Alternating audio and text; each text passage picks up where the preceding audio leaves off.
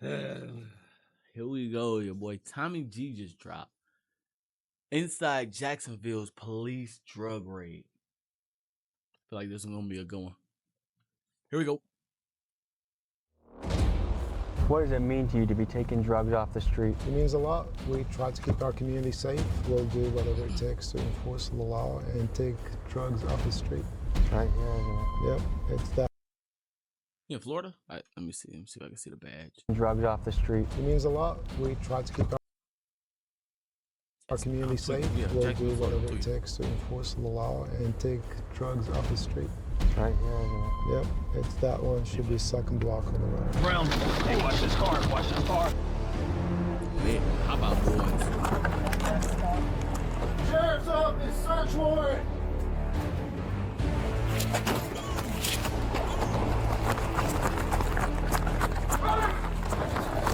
Stop running! It's 1:20 on a Saturday. That joint remind me of Cops. You ever watch Cops back in the day? That shit was lit. We're responding to the scene of an overdose.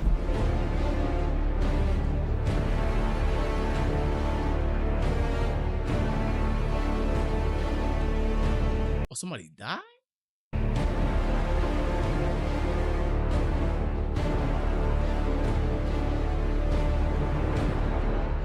What you just witnessed was an operation from He getting real clearance now. Jacksonville's undercover narcotics unit raiding the house of a suspected drug dealer. You also just saw a snippet of their overdose team investigating a drug-induced death to see if there's a drug dealer that they need to find and charge with a homicide. Currently, Jacksonville law enforcement is receiving nationwide attention for things like cutting their county's homicide rate in half over a 1-year period and employing state-of-the-art crime-fighting technology. For a few days, me and the boys embedded with Jacksonville Sheriff's Office to see their methods in action. This video is part 1 of a 3-part series we are releasing, with part 1 focusing on how Jacksonville fights drug-related crime, and for part 2 we will be on a night patrol with cops and K9 units. Jacksonville, dangerous as hell. By the way, it's not all fun. That's where that one rapper that was from Florida got shot. I forgot his name. And for part 3 we will be looking into how their SWAT team and gang task force, And they caught all that joint on the Tesla cams. tackles murders and gang violence. This, folks, is unprecedented access that we are proud to bring to you. Let's get to it. Hey, that joint on the damn. If you've been posting on YouTube for over a year and are Cheeto still bot. struggling to blow up your channel, try this.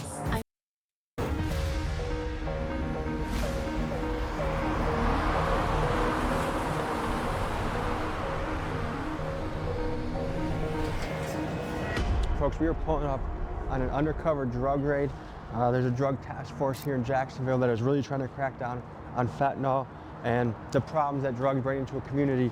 This is a blood pumping type of experience. This is something where you breach a door and someone resists. There could be shots fired. You might have to bring in SWAT. You might have to, it's a high pressure job. Let's go in and check this out and see what the next step is. We were walking into an office where undercover officers worked and where their top secret operations were planned. So we were instructed to keep the cameras low until it was time to move out on this raid. So I'm Lieutenant Manna with the Jacksonville Sheriff's Office Narcotics Unit. I'm over narcotics and vice. And what's the operation today? What are we looking for? Today we have a search warrant for a drug house. We conducted several buys from the property, and we know they're selling drugs from inside the house. And What we kind? are going to Avenue. It's on the west side of town. Is there a particular drug we're looking for?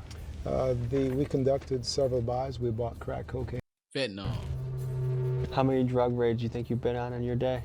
2-3 a week. Do we know if the guy living here has many firearms? We haven't seen any, because if we did, it would qualify for SWAT. So the guys, the job they do is very dangerous, especially the first person inside the property, because you just don't know what's behind the closed doors. If you need to throw one of us in as human bait to make the operation go through, just we'll draw straws as a crew.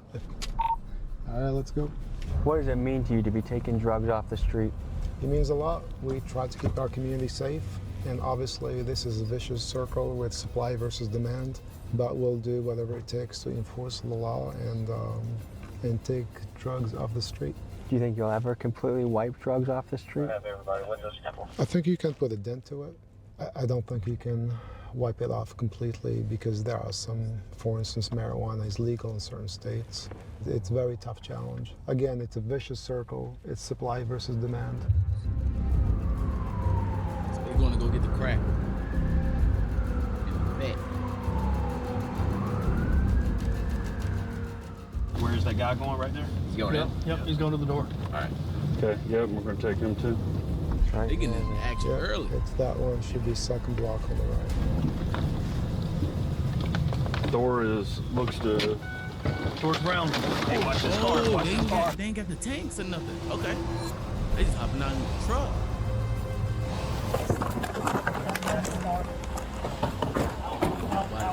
Here we go. Sheriff's office, search warrant.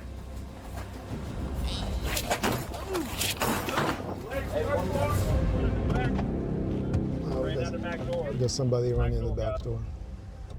I got two, gray jacket, black pants, another one. They're running, they ran out of the apartment complex.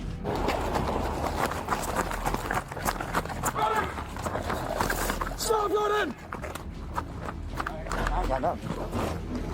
Whoa. I got one. The other one with the gray hoodie, I don't know where he went. Stop running! 4 Bravo Mike's running in the back.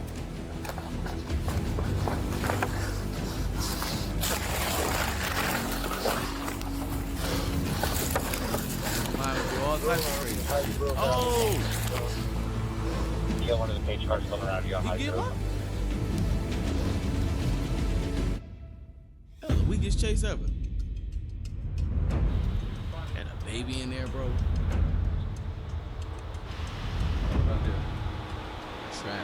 Under your handcuffs? Right, loosen. I can fit a finger in between there, buddy. That's kind of what we got to do. Hi, y'all ready? So, in this case, we got a bunch of crack cocaine. We have a lot of powdered cocaine. We got some beakers, a bunch of drug paraphernalia, scales. So obviously, we got to say that was successful. Is crack cocaine as common as it was in early 2000s? It still is, I would say, crack cocaine, yeah. How would you classify this bust? Small, medium, large? Lock they ass the hell up. The hell. Probably a medium scale to small, small to medium. Yeah. How many people in custody? So far, 3. And obviously we have a baby now, so we're trying to get hold of the mother. Apparently she's at work, so she'll be coming back. What goes through your head when you see a baby inside one of those houses?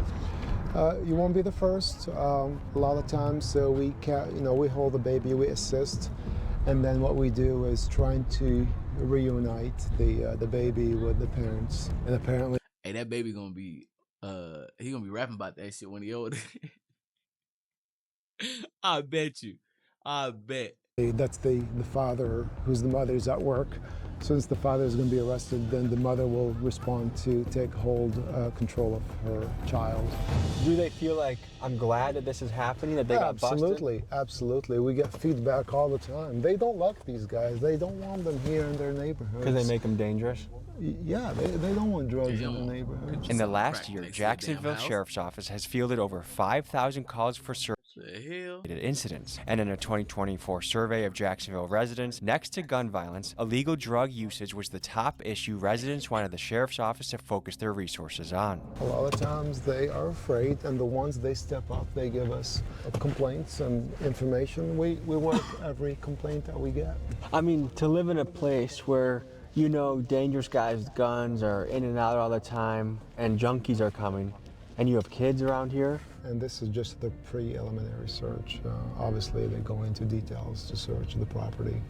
And typically on the secondary search, they find additional drug paraphernalia and additional drugs.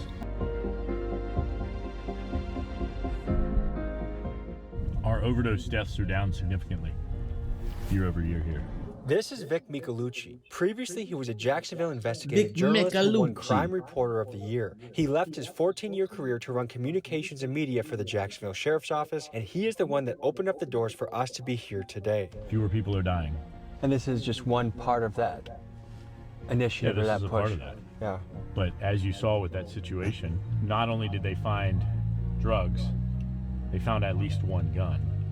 And a lot of times when you see drug sales, you see firearms, and that leads to violence. The murder that comes with the marijuana trade.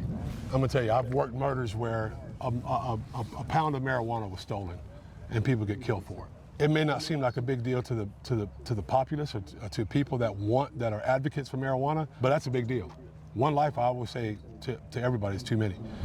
Look, there was that kid in there. I mean, that kid was, what, maybe 1? Yeah. I don't think there's any excuse for that.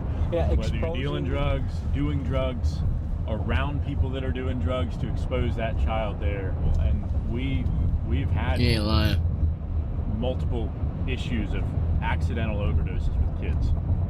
And we've put that out, and thankfully, the most recent... Because babies put everything in their damn mouth, bro. This shit... Yeah, lock their ass up forever, because ain't that like child endangerment or some shit? In instances, our officers were able to save those kids. But imagine having to give Narcan to a 1-year-old.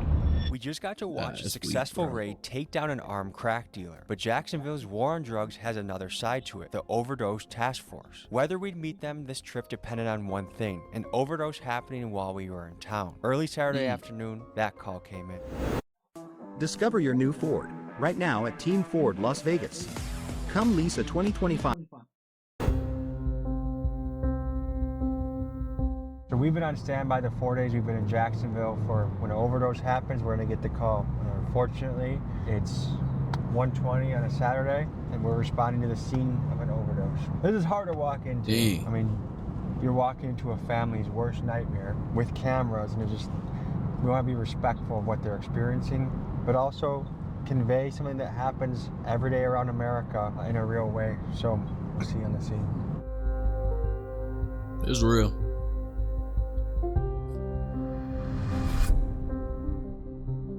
Right Those now, cameras, the bro, is still super present. intrusive. So we're gonna allow you guys to come in, just kind of keep a distance. We'll be collecting a bunch of things. I think that would be very good, and like as far as the recording and stuff. Who are you and what do you do? What's your role? So I am Sergeant Kay Cruz. I am with the Jacksonville Sheriff's Office. I'm a part of the Narcotics Overdose Death Investigations Unit. We are allowed to cross the threshold and film inside the rebellion? Yeah. Just because don't. we have consent from the Yes. family? Yeah, and then that's also why I was speaking to the next of kin, because I didn't want her to be like, why is media here? So I was explaining to her the reasoning for you guys being here and like helping, produce information to give out to, the public to hopefully prevent future overdoses for overdose awareness. As you enter a scene, what are you looking for? What are you gonna? So the very beginning of our investigation is the patrol response. Anytime patrol responds to a undetermined death, depending on the evidence on scene, determines what unit will come out to conduct the death investigation.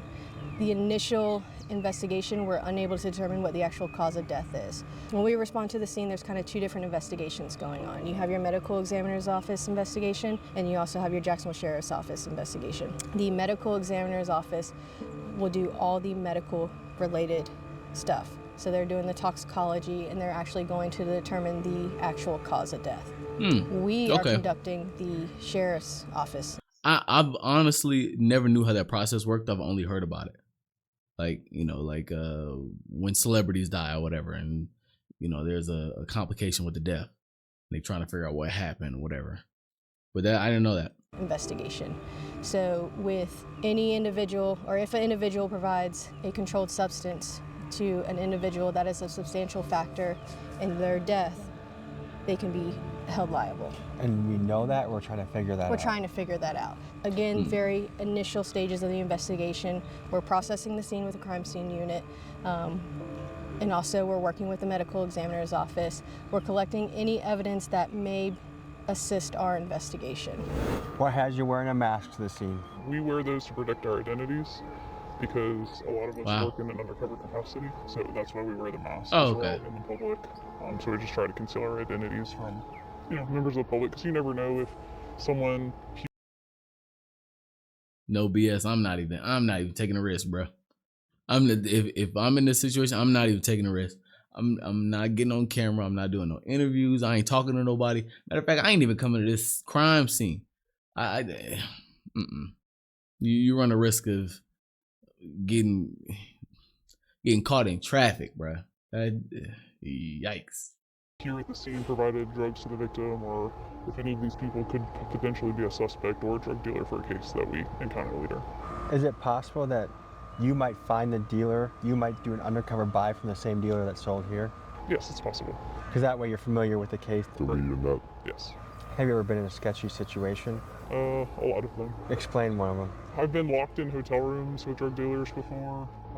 Sometimes they'll do that to make sure like no one's coming in behind you. So you're in there with them trying to buy drugs, and they'll lock the doors behind you. You know, they have guns on them. They have drugs there. There was a case in Miami recently where they made an undercover actually smoke fentanyl just to say that he wasn't an undercover. Did he pass away? No, he did not. What she's referring to is an insane story that just happened a couple weeks ago. A Miami... Whoa. Plot twist. They got you smoking this shit for real. Fentanyl dealer got suspicious of an undercover agent and gave... Hey, I wonder if he tried to fake smoke it. He didn't inhale it all the way. I didn't inhale. The guy two options. You either smoke this fentanyl and die, or I'm gonna kill you anyways. Terrified, the agent had no choice but to hit the Chinese import in front of the dealer. Somehow he survived, and SWAT raided these guys soon after. And it just goes to highlight the incredible danger of this undercover profession. I've had drug dealers before try to get me to smoke drugs, and it's just, you know, it can be pretty dangerous and sketchy. Pretty much this entire career is pretty dangerous. What got you into it? When I was little, I really liked the show Cops. Okay, and I'm not from Jacksonville. What I say? What I say? What I say? But when I was little, I used to watch the episodes, and I remember as a kid seeing the Jacksonville Sheriff's Office episodes and being like, that area in particular, I don't know why, stuck with me, and I was like, that looks like a pretty crazy place to live or work or whatever. We talked to, prior to making entry, we're talking to patrol to provide us with their information that they collected upon their initial response. We're talking to any next of kins that are on scene, and we're also talking to any complainants or witnesses. We're just trying to gather what happened before police were called to the scene. For this particular structure, the room where the victim was located is from the back. You guys can follow me and we'll go inside. Hey, Robert Hertzberg from Shark Tank. I'm a huge fan. Hey, what is your #1 tip for saving money? Easy. This nigga is fake.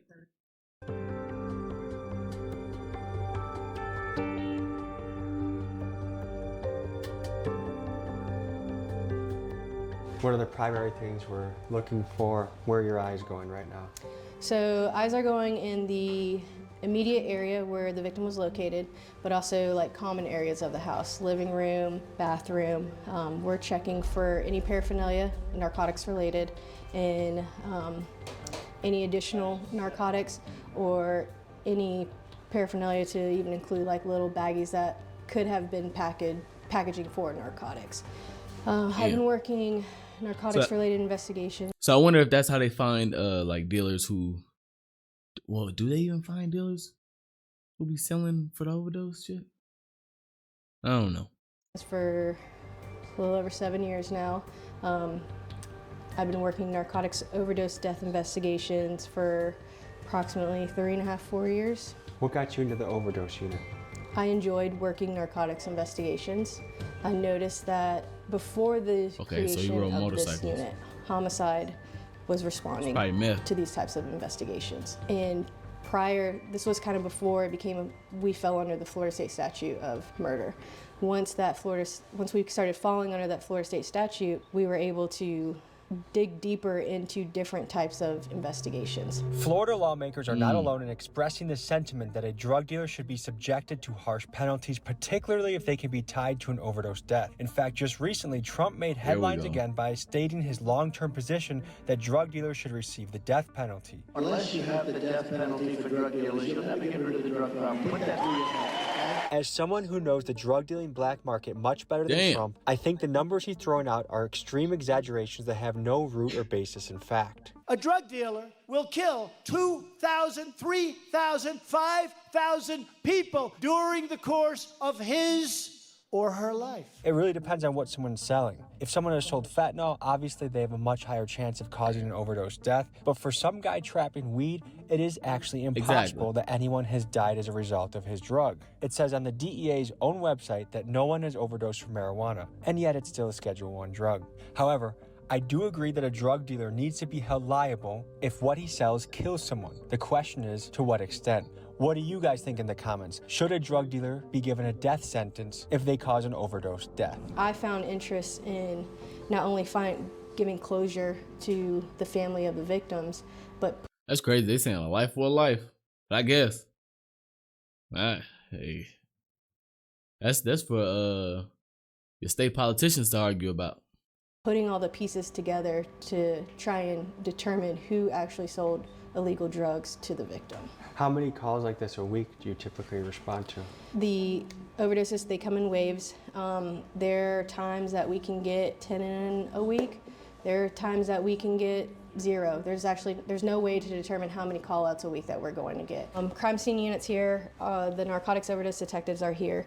They are taking photographs, they're looking around, pointing out or trying to locate any evidence that may be narcotics related. They are waiting for the medical examiner's office to arrive. Once the medical examiner's office arrives, that's kind of where we're now dividing into like 2 investigations, but we work very close together. Like I said, I think the more information we get out there to the public, make aware that it's not only fentanyl. Yes, fentanyl, that's what we're hearing in the news. It's a dangerous, deadly drug, but any illegal substance can cause a death. Well, thank you for what you do. Yeah, thank you. Some Americans would say, hey, alcohol is legal. Alcohol has a lot of problems. I mean, if you look at domestic disputes, violence, fights, drunkenness, DUIs, yeah, that's a huge multi-billion-dollar industry. Why should we be any different? Because why add to it? But why add to the problem that alcohol already causes? Because prohibition doesn't work. The war on drugs has not solved since the 70s the issues of drugs in our community. So let me ask you this question. Because we should legalize marijuana because people like to smoke it, we should legalize cocaine, methamphetamine, we should legalize fentanyl, we should legalize all those things? No, of course not. Just because people like it, there are certain things that you just shouldn't do, and I think the government should uphold a standard. So what gave you reason to believe that this could be? It's a lot of leeway on that in that argument there, because yeah, narcotic overdose in the first place. Alcohol does way more damage than weed. That's all I'm gonna say. But they know why they can't go after the alcohol, because alcohol got a lot of money in it. So, based off the evidence that is located at the scene of a death, so for this particular incident, there is narcotics paraphernalia and additional narcotics on scene. We cannot on scene determine the cause of death. That will be for the medical examiner's office investigation. Because of the evidence that is located on the scene, we want to get a jump start on our investigation. So the van actually pulled up super close, and we're keeping family further out, so it should be okay.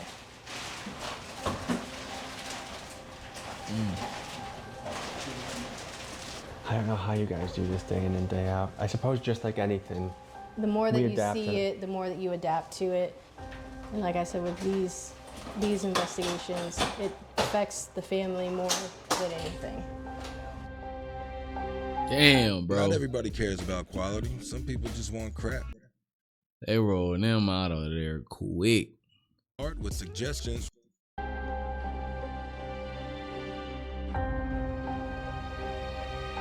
Damn. I think this just goes to show how one death can affect. Don't do drugs, kids. Whatever you do. So many people. It's such a ripple effect. Right. As you hear the family in the background, I think this goes to highlight, I would not have the stomach for this type of job. And there's the fact that people like you are boots on the ground and see some of this, look death in the face almost on a daily basis sometimes, and have to deal with families and all the thing that come with it. I mean, right, I will say that making that next of kin notification is the worst part about our job, because we're having to tell a loved one that their loved one is no longer here.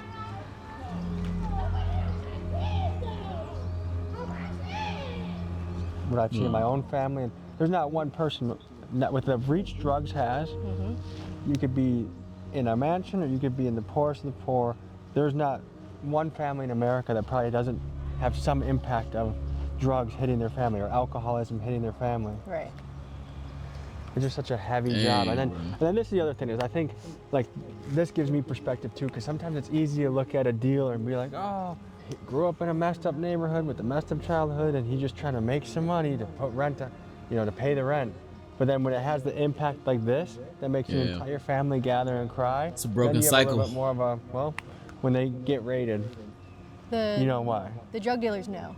They know that they are selling this deadly drug. They know what they are selling, so that is why they should be held accountable for what they are selling. And every single person has that voice inside their heart that knows when something is right or wrong. And to override that just so you can pay rent, even though you can cause devastation to an entire family. Mm-hmm. And one dealer might have, do you encounter multiple dealers? Customers. Do you ever encounter dealers that you guys arrest that are tied to multiple deaths? Yes. Yeah, this really helped me change my perspective on drug dealing. There's so much that comes with this. There's family members that have to pay for the funeral. Wonder if they're mixing it with other like bad chemicals and those chemicals were killing them. Oh my gosh, bro. There's how many people had to call off work to leave here and come. There's people that their lives can be permanently altered by the grief. I've seen that in my own family very well. Just in today's episode, the fact that a dad is selling crack cocaine next to his baby, and then we land at this scene over here, has passed away, and the family's crying. Like, you gotta raise your standards a little bit. It makes me thankful. For the detectives that have to collect bodies and investigate, and then the people that have to risk their life to go undercover to do the work to catch these guys. That's more of a risk than most of us are willing to take. It's an honest job, it pays the bills, and these are people that go to bat for us in our community. So, really interesting perspective of how Jacksonville is fighting the flow of drugs through the city. That was a deep dive into the world of Jacksonville crime fighting on the drug division, their narcotics division. Thank you for joining. The support's amazing. I appreciate you guys. I'll see you next week. Thank you. Folks, you just saw a glimpse of what Jacksonville law enforcement does. And next he's to my next week. We'll dive even deeper, doing a night patrol episode that involves a kidnapping call, going out on a mission with a K9 unit, catching a live burglar in action, and much, much more. We will also take a deeper look at the secret sauce that has driven It's gonna be a good series. Jacksonville to be a place where the homicide rate has dropped in half, something that is nearly unheard of across the country. And folks, a reminder, if you want to pick up the freshest merch on YouTube with the Underworld collection and the Big Dogs Gotta Eat collection. All right, man. That was a great video. I still can't believe it, damn baby. But hey, if you made it this far, drop a 7 in the comments to let me know that you made it this far and you're still rocking with your boy. And don't forget to like, comment, and subscribe. And just like that, it's been another video. Smooches.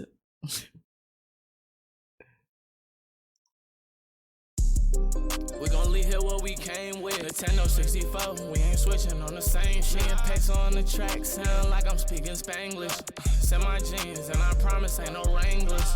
19 on me like I Georgia swap with Debo.